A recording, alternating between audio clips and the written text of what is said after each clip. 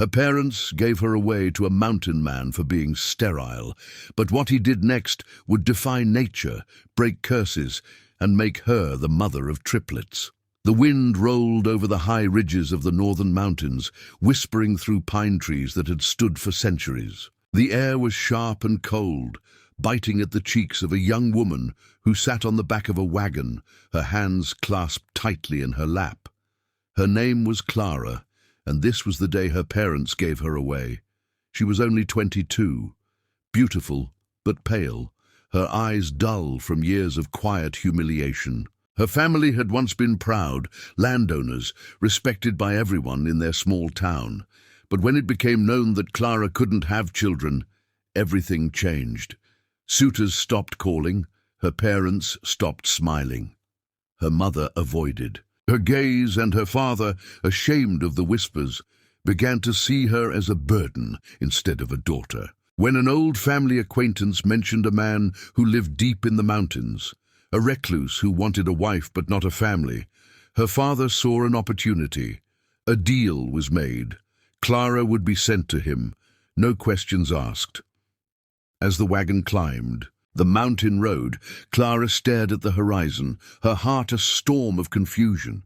So this is how it ends, she thought bitterly, given away like something broken. The man waiting for her was known only as Elias Hart. People said he was half wild, living alone in a log cabin surrounded by endless forest. Some said he'd once been a soldier, others claimed he'd lost everything and chosen solitude. All Clara knew was that he was her new husband, and that he didn't want children either. That was the one thing they had in common. When the wagon stopped, she saw him standing outside the cabin. He was tall, broad-shouldered, with long dark hair tied back and a short beard. His eyes were steady, the color of steel under clouded light. He didn't smile when her father introduced them. He just nodded once, like he was accepting something heavy. After a short exchange, her father climbed back into the wagon. "Be a good wife," he said coldly, avoiding her eyes. The wheels creaked, and the wagon rolled away. Clara watched until it disappeared into the trees. Then she was alone, with a stranger. Elias gestured toward the cabin. "You can come inside. It'll be dark soon." His voice was deep but calm, not unkind. Inside, the cabin was warm and smelled of pine and smoke. A fire burned in the stone hearth. Everything was neat, built by hand. "You'll have your own room," he said. "I don't expect much. Just keep the place clean and cook when you can. I'll handle the rest." She nodded silently. It wasn't a homecoming, it was a transaction. But as days passed, she noticed something unexpected. Elias never raised his voice. He didn't treat her like property. He worked long hours chopping wood, tending to his animals, building fences. At night, he'd sit by the fire reading or carving small wooden figures. Clara tried to stay invisible. But one evening, when he came in soaked from rain, she rushed to take his coat. "You'll catch cold," she murmured. He looked at her, surprised. "I've lived through worse." But his tone softened. "Thank you." It was a small moment, but something shifted. From then on, the silence between them wasn't heavy anymore. It was almost peaceful. Weeks turned into months. They began talking over supper, little things at first. She learned that he'd lost his parents young, fought in a war, and left everything behind to live in peace.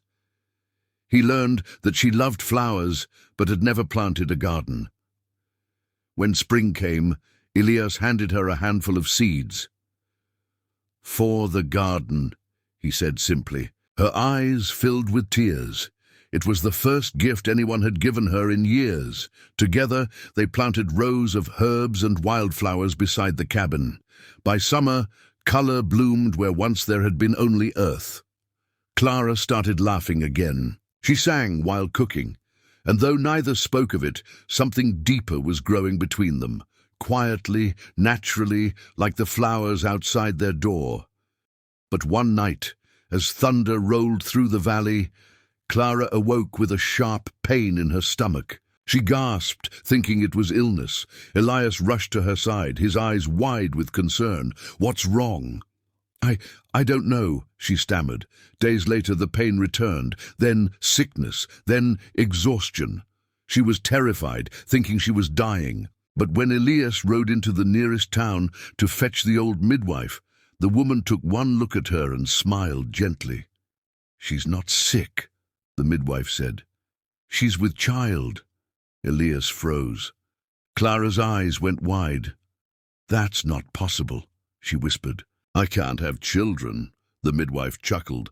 "Then I suppose miracles still happen up in these mountains." Clara couldn't believe it.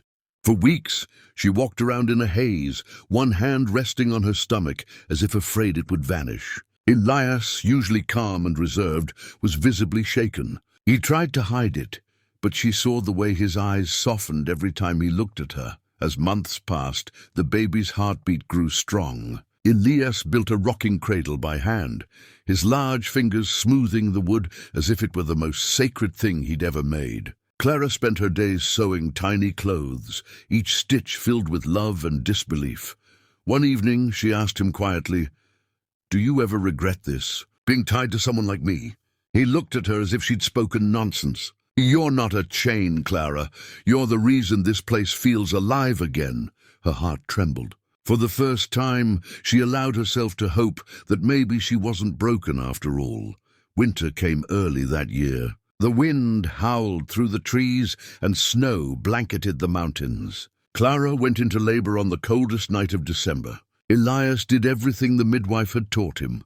Boiled water, lit fires, whispered words of comfort. Hours passed. Her screams filled the cabin, echoing through the storm, and then silence followed by the softest sound, a baby's cry. But not just one, then another, and another. 3 tiny cries, fragile yet powerful. The midwife smiled through tears. "Triplets," she whispered. 3 perfect miracles. Clara wept as she held them, 2 girls and 1 boy. Elias stood frozen, awe and disbelief mixing on his face. Slowly, he knelt beside her, touching the baby's tiny hands. "How?" he began, his voice breaking. "How is this possible?" Clara looked at him through tears. Maybe love healed what pain once broke. From that night on, everything changed. The cabin that once echoed with silence now pulsed with laughter and life. Elias built a bigger cradle, added a room to the cabin, and planted more seeds in the garden. Clara's parents wrote months later, begging forgiveness, asking to see their daughter and the grandchildren they never believed could exist. She read the letter and burned it in the fire. "We have our family right here," she said softly. Elias nodded, his hand finding hers. The seasons turned again. The triplets grew strong, their laughter filling the mountains. The wildflowers Clara planted years ago bloomed brighter than ever. Sometimes, in the quiet evenings, Elias would sit beside her as the children played outside. He'd take her hand and whisper, "I thought I came here to be alone forever. But you brought the world back to me." And Clara, once the girl called broken, smiled and said, "No. Elias, you made me whole." Years later, travelers passing through the valley would sometimes stop and ask about the cabin surrounded by wildflowers, the laughter of children echoing across the hills. The locals would tell them a story about a mountain man who lived alone until love found him in the form of a girl who wasn't supposed to be a mother, and how together they defied every expectation and built a family the mountains themselves would remember. Because sometimes miracles aren't born in temples or cities. Sometimes they're born in wooden cabins carved from pain, patience, and love stronger than fate itself.